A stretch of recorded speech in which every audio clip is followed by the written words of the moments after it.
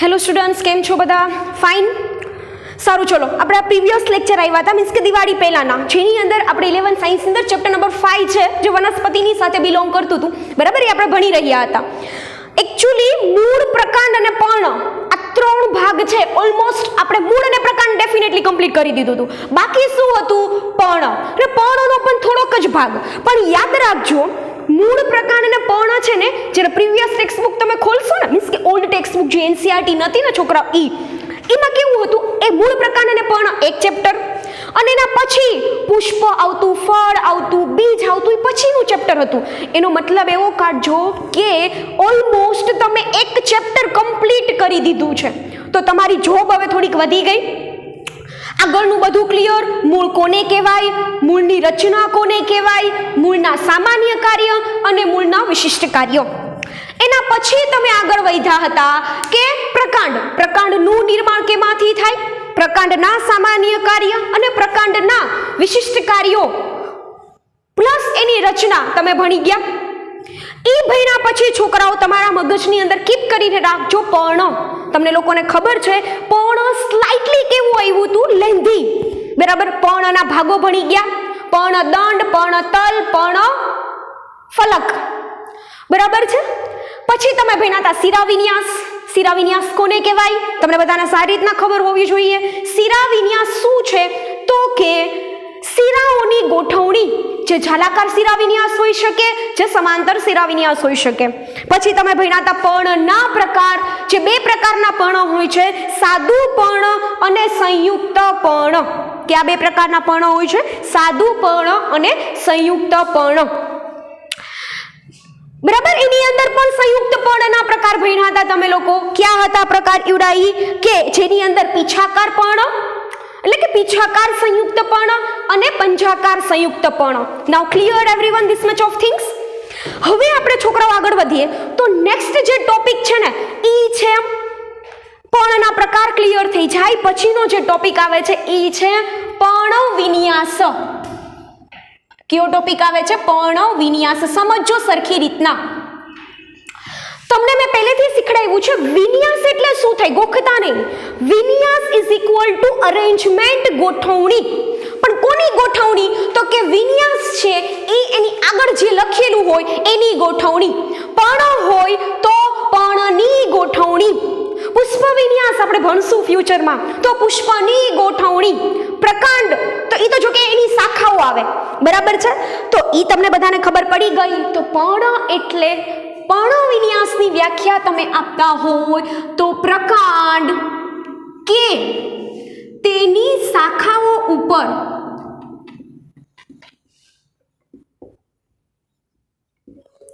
પર્ણની ગોઠવણીને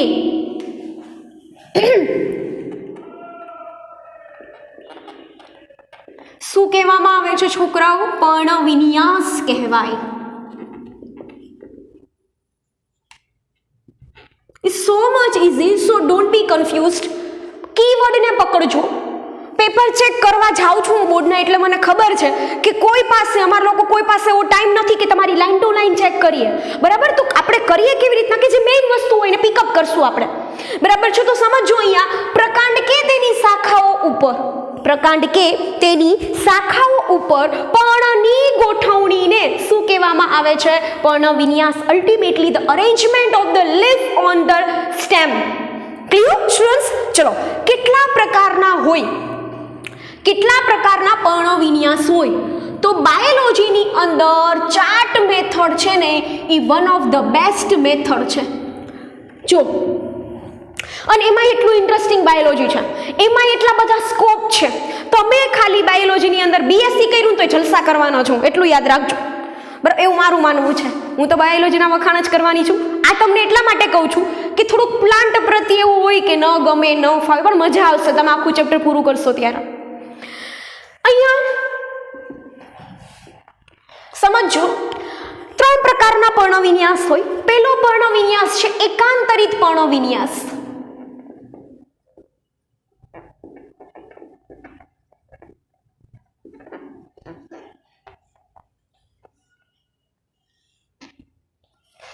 પહેલો પર્ણ વિન્યાસ કયો છે છોકરાઓ? એકાંતરિત પર્ણ વિન્યાસ.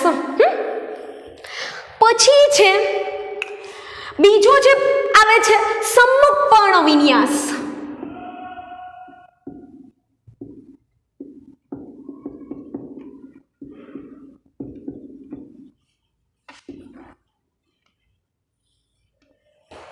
અને ત્રીજો છે એ ભ્રમિરૂપ પર્ણ વિન્યાસ, કે જેને તમે ચક્રાકાર પર્ણ વિન્યાસ પણ કહી શકો છો.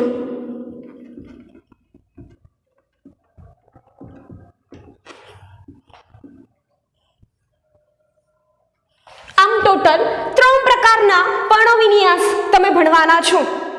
બહુ ઈઝી છે. ખાલી તમને માત્ર ને માત્ર આકૃતિ આવડી જશે તો પણ તમને ટોપિક આવડશે. આકૃતિ આવડશે તો પણ તમને ડેફિનેટલી ટોપિક આવડી જવાનો છે. કોને કહેવાય એકાંતરિત પર્ણ વિન્યાસ? મેં તમારી સાથે ઓલરેડી એકાંતરિત કોને કહેવાય એ સમજાવ્યું છે તમને. એકાંતરિત કોને કહેવાય કે જેની અંદર કોનો સમાવેશ થાય છે? એકાંતરિત એટલે કોણ થાય કે જેની અંદર છોકરાઓ ખાસ કરીને યાદ રાખજો કે એકાંતરિત એટલે કે જેની અંદર શું આવતું હોય? એક પછી એક. એકાંતરિત એટલે કેવું થતું હશે? વારાફરતી આવતું હશે. મેં તમને જ્યારે આપણું ચેપ્ટર નંબર 2 ક્લિયર કરાવ્યું હતું ત્યારે તમારે આવ્યું હતું એકાંતરણ જનન, ત્યારે મેં તમને ભણાવ્યું હતું, તમને કદાચ યાદ હશે. બરાબર? તો અહીંયા સમજજો તમે એકાંતરિત પર્ણ વિન્યાસ, સમ્મુખ પર્ણ વિન્યાસ, ભ્રમિરૂપ કે ચક્રાકાર પર્ણ વિન્યાસ. અહીંયાથી જઈએ તો આ પ્રકારના પર્ણ વિન્યાસમાં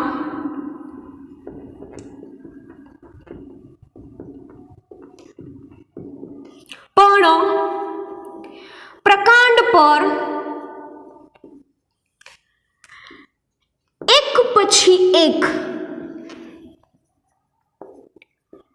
એમ ગોઠવાય છે.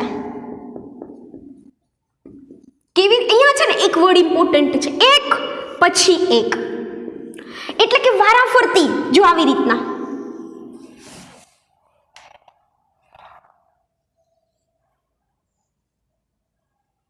આવતું હોય, માનો કે આ પ્રકાંડ છે, માનો કે નીચે જ એની અંદર આમ હશે, આમ હશે, આમ હશે. શું જોયું અહીંયા તમે? પર્ણ છે પ્રકાંડ ઉપર ગોઠવાના, પણ કેવી રીતના? એક જમણી બાજુ, એક ડાબી બાજુ, પાછું એક જમણી બાજુ, પાછું એક ડાબી બાજુ, પાછું એક જમણી બાજુ, પાછું એક ડાબી બાજુ. આમ અગ્રાભિવિધિ ક્રમમાં bottom two top, 1 by 1 by 1. સો આ ટાઈપની કોઈ જે રચના હશે એને કહેવામાં આવે છે એકાંતરિત પર્ણ વિન્યાસ. એને શું કહેવામાં આવે છે? એકાંતરિત પર્ણ વિન્યાસ. બટ સમજો છોકરાઓ, અહીંયા ઉદાહરણ તમારા માટે મૂકું તો કયું ઉદાહરણ હશે? તો કે ઉદાહરણની અંદર ખાસ છે ને ઉદાહરણનો ખેલ છે.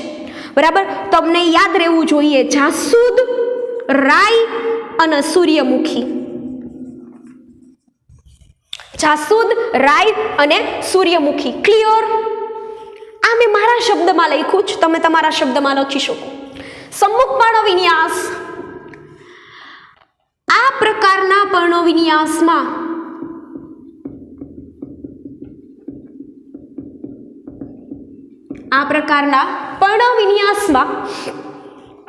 પ્રકાંડ પર પ્રકાંડની ગાંઠ પરથી સામ સામે બે પર્ણો ઉત્પન્ન થાય છે. તો તેવા પર્ણ વિન્યાસને શું કહેવાય? સમ્મુખ પર્ણ વિન્યાસ. સો સિમ્પલ. સામ સામે, અહીંયા આ વર્ડ ઉપર ફોકસ કરજો. પ્રકાંડની ગાંઠ ઉપરથી સામ સામે, ગાંઠ સમજાયું છે મેં તમને. ગાંઠ, આંતરગાંઠ, કક્ષકલિકા, પાર્શ્વકલિકા, અગ્રકલિકા, આવા વર્ડ મેં તમને ઓલરેડી પ્રકાંડની વાત કરી હતી ત્યારે મેં તમને સમજાવ્યું છે. તો અહીંયા સમજજો, પ્રકાંડની ગાંઠ એટલે એક તો પહેલા આપણે પ્રકાંડ ડ્રો કરીએ. આ થઈ ગયું પ્રકાંડ. આ પ્રકાંડની ગાંઠ છે. બરાબર. બે ગાંઠ વચ્ચેનું અંતર એને શું કહેવામાં આવે છે? આંતરગાંઠ. બે ગાંઠ વચ્ચેનું અંતર જેને શું કહેવામાં આવે છે? આંતરગાંઠ. તો અહીંયા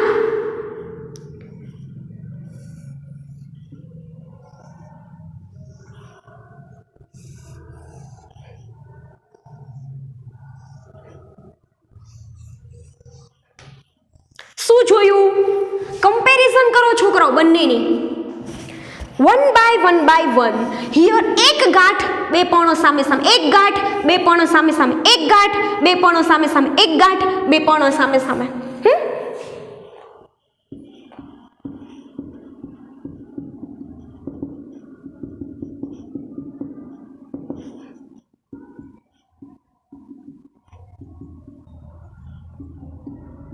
ચલો ક્લિયર? આ છે સમ્મુખ પર્ણવિન્યાસ. ઉદાહરણ તરીકે હું અહીંયા મૂકું છું જામફળ અને આંકડો.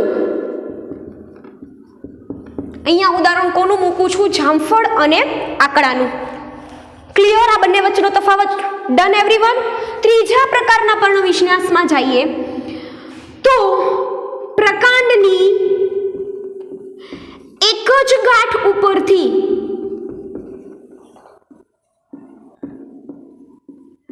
બે કરતા વધારે પણ ઉત્પન્ન થાય તો આ પ્રકારના પર્ણવિન્યાસને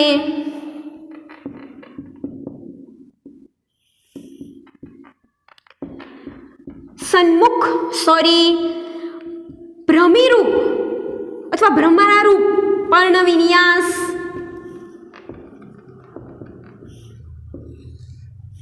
કહેવાય.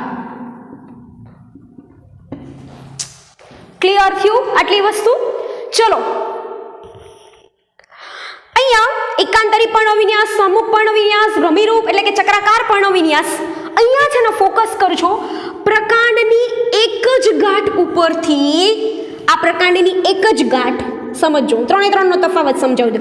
એક ગાંઠ ઉપરથી એક પર્ણ એકાંતરિત, એક ગાંઠ ઉપરથી બે પર્ણ સન્મુખ પર્ણવિન્યાસ. પ્રકાંડની એક જ ગાંઠ ઉપરથી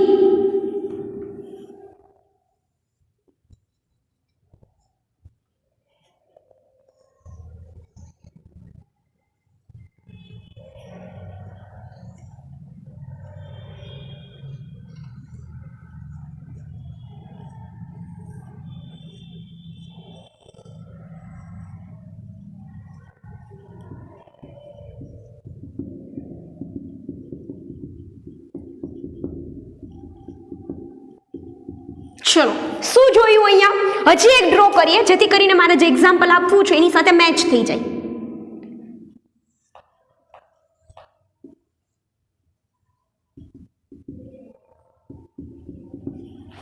બરાબર? તો પ્રકાંડની એક જ ગાંઠ છે પણ leaves are more than that. પણ એના કરતા પણ વધારે છે. તો જે આ પ્રકારનો પર્ણવિન્યાસ છે એને કહેવામાં આવે છે ભ્રમિરૂપ પર્ણવિન્યાસ. અને એના ઉદાહરણમાં મૂકું છું હું સપ્તપર્ણી. એના ઉદાહરણમાં હું કોને મૂકું છું? સપ્તપર્ણી. સો ક્લિયર એવરીવન? પર્ણવિન્યાસ બહુ ઇમ્પોર્ટન્ટ. 4 અહીંયા લખી દઉં. ચલો 3 માર્ક. જ્યારે પણ હું તમારી એક્ઝામ લઈશ ત્યારે તમને આ પ્રશ્ન આકૃતિ સાથે 3 માર્કમાં પૂછાઈ શકે, યાદ રાખજો.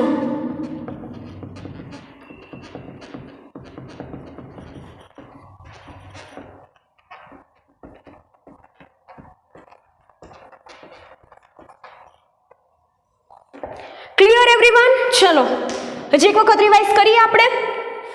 પર્ણવિન્યાસ, તેની શાખાઓ ઉપરથી પર્ણની ગોઠવણી, એકાંતરિત, સમુખ, ભ્રમિરૂપ. એક ગાંઠ ઉપરથી એક પર્ણ, એક ગાંઠ ઉપરથી બે પર્ણ, એક ગાંઠ ઉપરથી બે કરતા વધારે પર્ણ. જાસૂદરાય અને સૂર્યમુખી, જામફળ અને આંકડો. અને અહીંયા ઉદાહરણ મૂકી દો સપ્તપર્ણી. That is a whole story about પર્ણવિન્યાસ. Clear everyone? ચલો હવે આપણો જી પર્ણનો છેલ્લો ભાગ છે, એટલે કે આપણે પર્ણ અહીંયા શું કરવાના છીએ? પૂરું કરી દેવાના છીએ. ઈ કયો છે? આપણો લાસ્ટ અને નેક્સ્ટ ટોપિક છે એ છે પર્ણના વિશિષ્ટ કાર્ય. બરાબર, જોજો.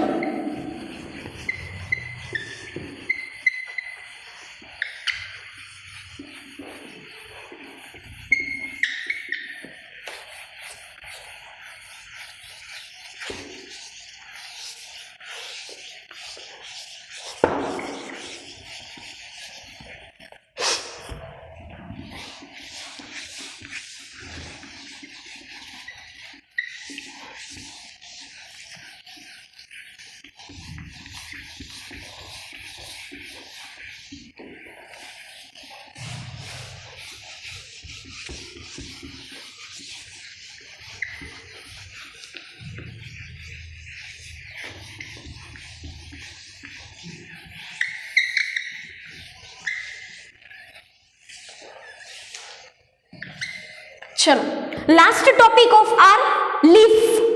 પર્ણનો છેલ્લો ટોપિક એ કયો છે? પર્ણના વિશિષ્ટ કાર્ય.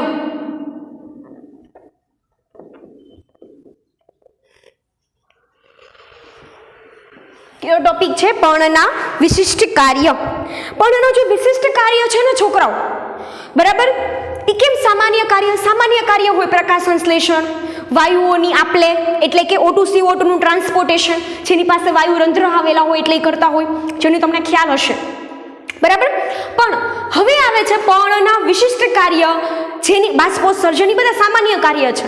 બરાબર, પણ વિશિષ્ટ કાર્ય કોને કહેવાય? કે જે પર્ણના કાર્ય નથી તેમ છતાં પણ એ પર્ણ કાર્ય કરે છે. બરાબર, પણ એ બધી જ વનસ્પતિના પર્ણ વિશિષ્ટ કાર્ય કરે નહીં, સ્પેસિફિક હોય. તો એની અંદર હું મૂકું છું પેલું કાર્ય છે ખોરાક સંગ્રહ. પેલું કાર્ય કયું છે? ખોરાક સંગ્રહ. શું કહે છે? લસણ અને ડુંગળી જેવી વનસ્પતિના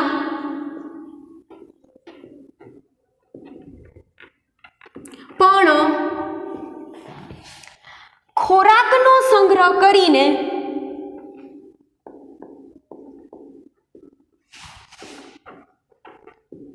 કેવા બને છે? માસલ અને દળદાર બને છે. યુ નો વેરી વેલ ના, માસલ એન્ડ દળદાર. આપણે કોકને ચીટીઓ ભરીને હાથમાં આવે ને આ ગાલ, મીન્સ કે હેલ્ધી છે. અહીંયા શું કહે છે કે પર્ણ, ભાઈ છોકરાઓ સમજો, પર્ણમાં ફૂડ સ્ટોરેજ થાય છે. પર્ણ છે એ ખોરાકનો સંગ્રહ કરી અને કેવા બની જાય છે? જાડા અને માસલ બને છે, મજબૂત બની જાય છે, દળદાર બને છે. બરાબર, આ મગજમાં ઉતરે નહીં. કેમ કે તમે જુઓ, હું તમને ખાલી સિમ્પલ વસ્તુ સમજાવું.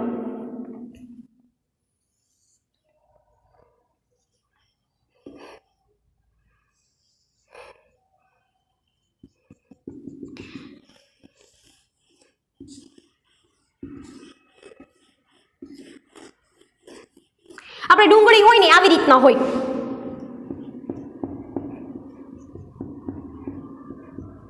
બરાબર, હવે આપણું શું હોય કે મેડમ તમે તો અહીંયા કયો છો, તો અહીંયા ક્યાં પર્ણ હોય? પર્ણ તો અમે લોકો ઉપર જોઈએ છે, તો તમે ખોટા છો. આ છે ને છોકરાઓ, એના મૂળ, આ છે એનું પ્રકાંડ છે.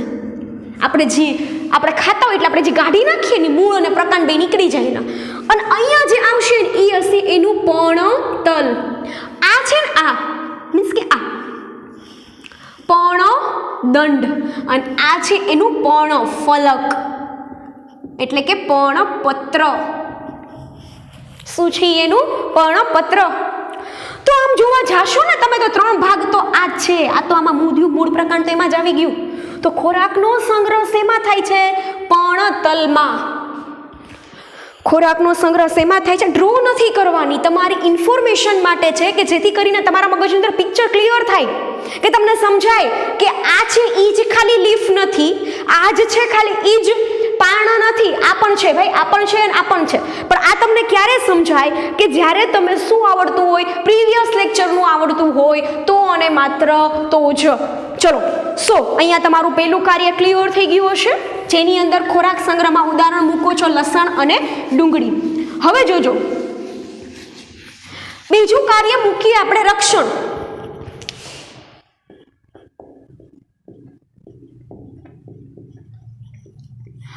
કે ઘણી વનસ્પતિના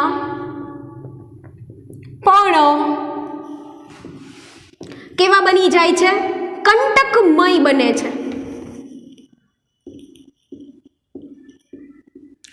પર્ણ કન્વર્ટેડ ઇન્ટુ કંટકમય એટલે કે અણીદાર અને ધારદાર બની જાય, એને પર્ણકંટક કહેવાય.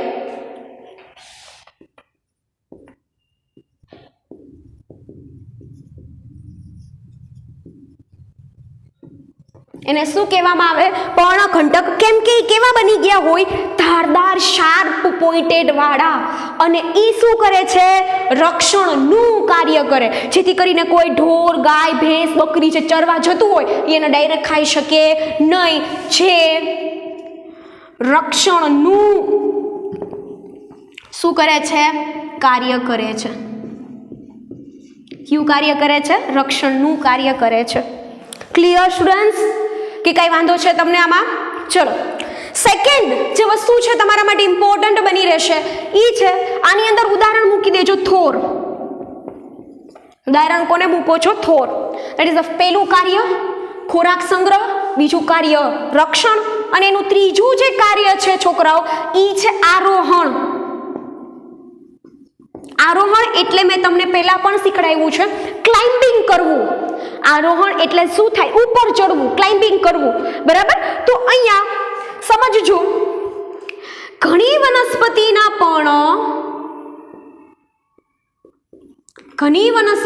પર્ણ શું કરે છે? સૂત્રમય બને છે, જેને તમે પર્ણસૂત્ર કહો છો.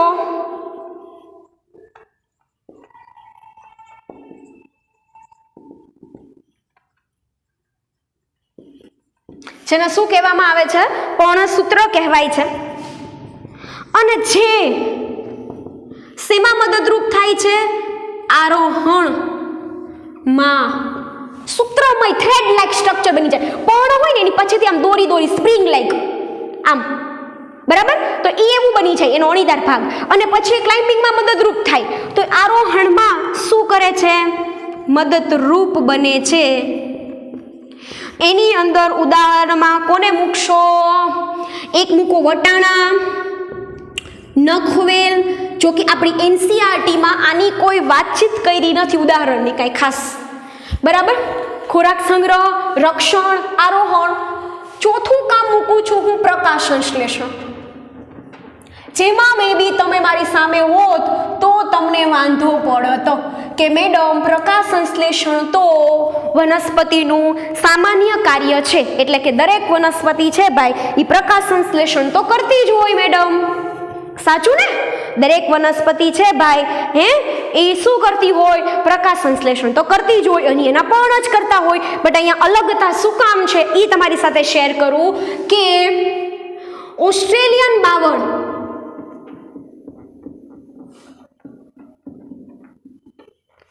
ના પર્ણો, ખાસ કરીને પર્ણ ફલક ખૂબ જ કેવું હોય છે? નાનું હોય. તમને બધાને ખબર છે પ્રકાશ સંશ્લેષણ થાય છે, પણ પર્ણના કયા ભાગમાં? નોર્મલ બીજા વ્યક્તિ હોય ને એના બીજાને આવી ખબર ન પડે, બીજા સામાન્ય વ્યક્તિને. બટ હવે તો મેં તમને સ્ટ્રક્ચર આપ્યું છે કે પર્ણના ટોટલ 3 ભાગ હોય: પર્ણદંડ, પર્ણફલક અને પર્ણતલ. તો ઉપરનો જે ભાગ, પહોળો ભાગ છે એને આપણે કીધું હતું પર્ણફલક. તો જે પર્ણફલક છે ત્યાં જ પ્રકાશ સંશ્લેષણ થશે. બટ અહીંયા કેવું થશે? પર્ણફલક છે એ તો કેવું છે? નાનું. અને આ વનસ્પતિનું પર્ણદંડ એ બરાબર, આ વનસ્પતિનું પર્ણદંડ છે બરાબર, એ કેવું બને છે? પહોળું બને.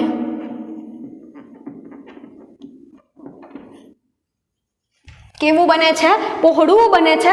અને પર્ણદંડ પ્રકાશ સંશ્લેષણ કરે એટલા માટે અહીંયા આપણે શેમાં મૂક્યું છે? વિશિષ્ટમાં. મગજમાં રાખજો, અહીંયા પર્ણદંડ પ્રકાશ સંશ્લેષણ કરે છે, નહીં કે પર્ણફલક. ફલક કરે પડે, ના નથી પાડતી, પણ એ નાનું છે, જગ્યા નાની છે, બરાબર છે, તો તમે કેટલી કેપેસિટી હોય? ઓછી. સપાટી ઓછી તો પ્રકાશ સંશ્લેષણ ઓછું, સપાટી ઓછી તો પ્રકાશ સંશ્લેષણ ઓછું. સો ધેટ્સ વાય પર્ણદંડ પહોળું બને છે અને પ્રકાશ સંશ્લેષણની પ્રક્રિયા કરે છે.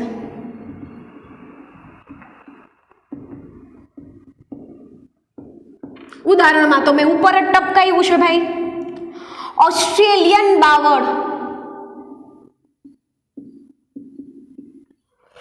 ઓકે, ચલો. The last function of leaf, વિશિષ્ટ સ્પેસિફિક ફંક્શન, એ છે કીટ ભક્ષણ.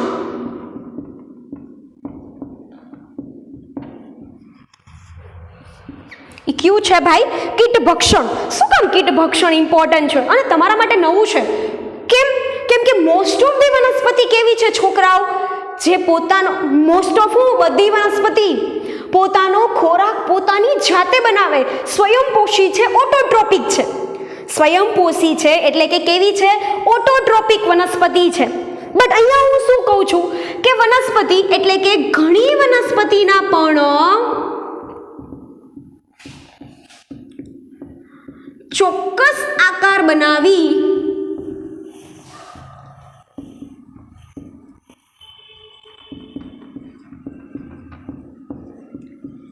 કીટકોનું શું કરે છે? ભક્ષણ કરે છે. કીટકોનું શું કરી નાખે છે?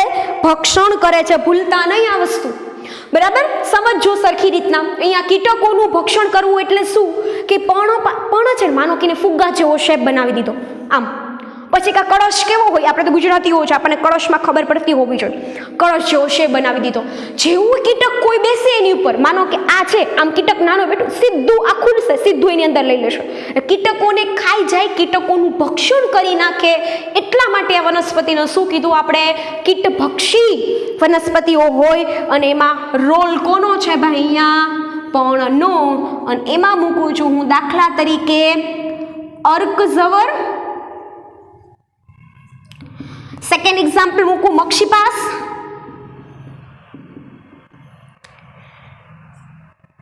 બરાબર? ત્રીજું એક્ઝામ્પલ પણ હજી હશે. આપણી એનસીઆરટીમાં 2 એક્ઝામ્પલ આપ્યા છે. ત્રીજું એક્ઝામ્પલ કળશ પણ. યસ, ત્રીજું એક્ઝામ્પલ કયું બેઠશે છે માઇન્ડની અંદર? કળશ પણ. ક્લિયર એવરીવન આટલી વસ્તુ? કે આમાં તમને કોઈ પ્રકારનો આઈ હોપ સો કે ડાઉટ હશે નહીં?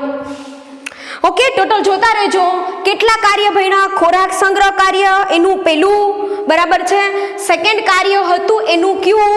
રક્ષણ. ત્રીજું કાર્ય કયું હતું એનું? આરોહણ.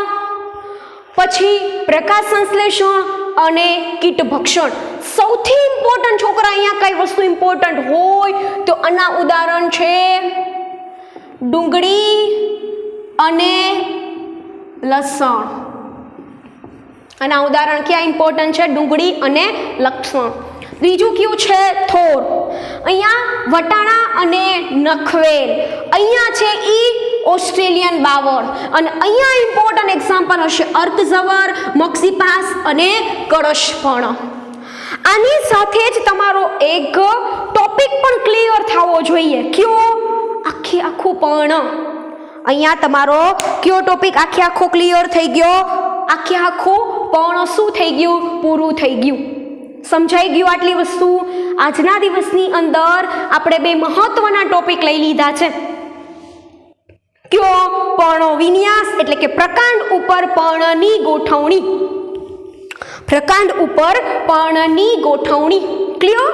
જે સેકન્ડ ટોપિક હતો એ આપણા પર્ણના વિશિષ્ટ કાર્ય, જેના સ્પેસિફિક ફંક્શન છે, નોટ સામાન્ય function, not common function. Okay, એના કોઈ કોમન ફંક્શન છે નહીં. So that is the whole story about that Parna. So you should keep in mind we have to done 2 important topic as well as complete કર નાખ્યું આપણે અહીંયા Parna. So next topic is that પુષ્પ. થોડુંક 2 મિનિટનું વધારે લઈએ જેથી કરીને પુષ્પ શું છે ને એ હું તમને માત્ર સમજાવી શકું. પુષ્પ શું છે એ હું તમને ખાલી કહી શકું, એટલા માટે પુષ્પની વાત તમને કરી દઉં. બરાબર? ચલો. અહીંયા વાત કરું, ચલો.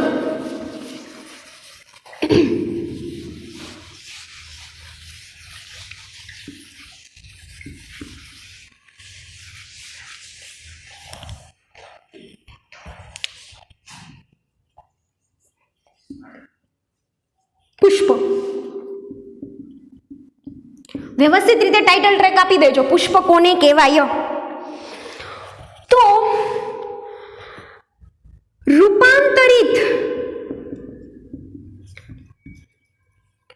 પુષ્પ એ રૂપાંતરિત પણ જ છે.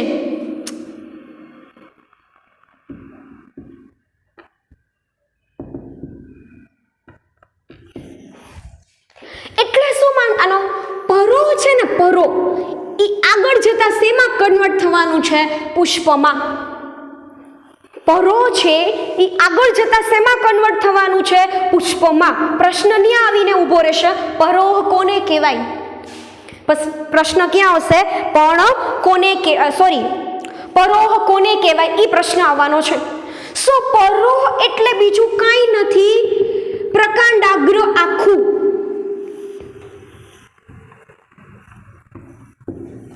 એટલે શું કે હવાઈ ભાગ હોય ને, એમાં જે પ્રકાંડ કે તેની શાખાઓ એ આખો પરો ભાગ થયો.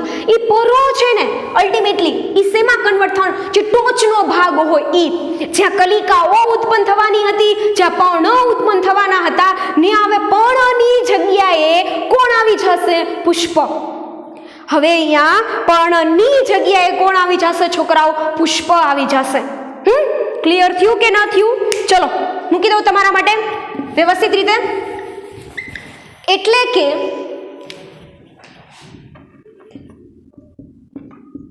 સમજો, એટલે કે અહીંયા પરોહનો અગ્રીય વર્ધનશીલ ભાગ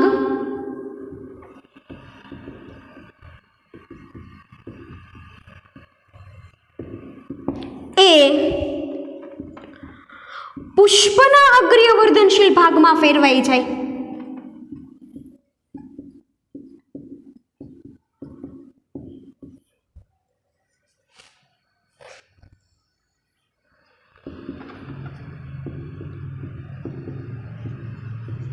શેમાં ફેરવાઈ જાય છે? પુષ્પના અગ્રીય વર્ધનશીલ ભાગમાં ફેરવાય છે.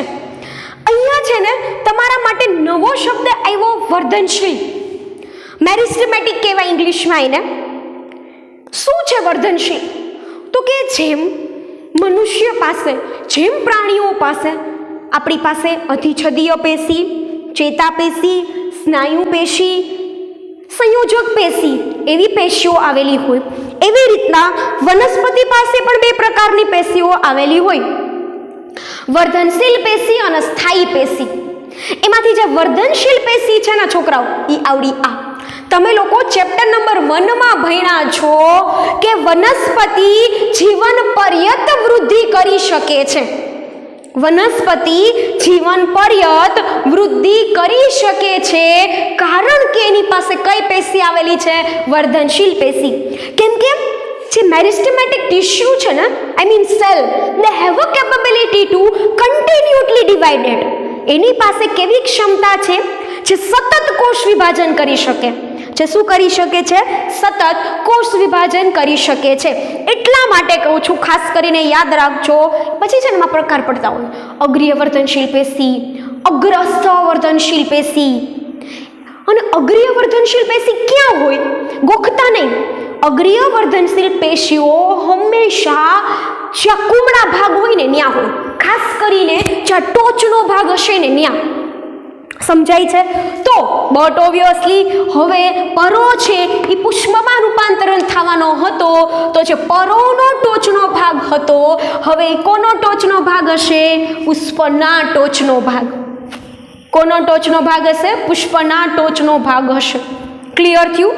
ચલો બે સેન્ટેન્સ આગળ સમજાવી દઉં કે હવે આંતરગાંઠનું, અહીંયાથી મૂકી દઉં છું, આંતરગાંઠનું વિસ્તરણ થતું નથી. એટલે તમને ખબર છે ને બે ગાંઠ વચ્ચેનું અંતર આ પ્રકાંડ હોય તો આ એક ગાંઠ, અહીંયા બીજી ગાંઠ, આને કહેવાય આંતરગાંઠ, બરાબર. તો કે જે બે ગાંઠ વચ્ચેનું અંતર છે, બરાબર, એ હવે વધારે ફેલાતું નથી, એટલે કે એનું વિસ્તરણ થતું નથી. અને ખાસ કરીને યાદ રાખજો, અક્ષ છે સંકુચિત બને છે.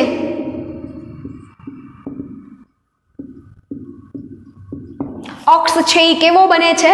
સંકુચિત બને છે. અને તેની ગાંઠ ઉપરથી પર્ણની જગ્યાએ પુષ્પનું શું થાય છે? નિર્માણ થાય છે, બરાબર છે. પુષ્પ, તમારા ટેક્સ્ટબુકની અંદર એક વર્ડ મૂક્યો છે, પુષ્પના બહિરુદ્ધ ભેદ.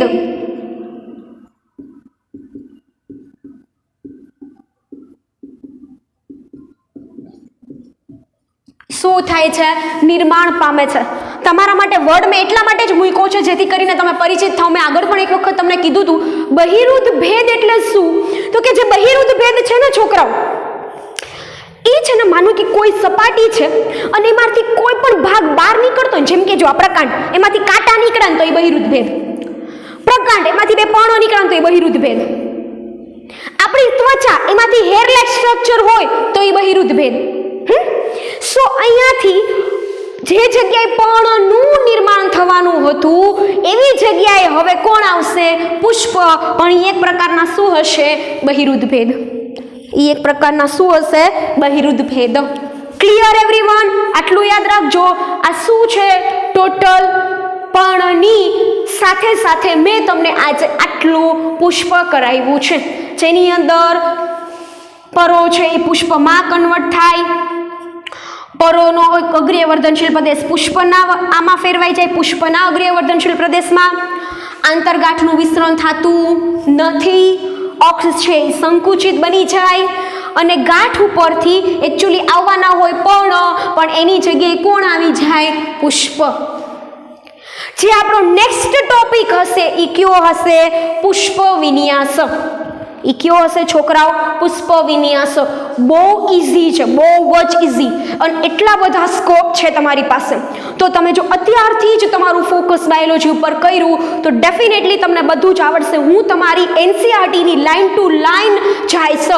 હું તમને વધારે આપીશ, પણ આપણે કાંઈ ઓછું નહીં ચલાવીએ. ઓકે સ્ટુડન્ટ્સ, આજના લેક્ચર પૂરતું આપણે આટલું રાખીએ છીએ. નેક્સ્ટ લેક્ચરની અંદર પાછા પુષ્પ સાથે મળ્યા. Thank you everyone.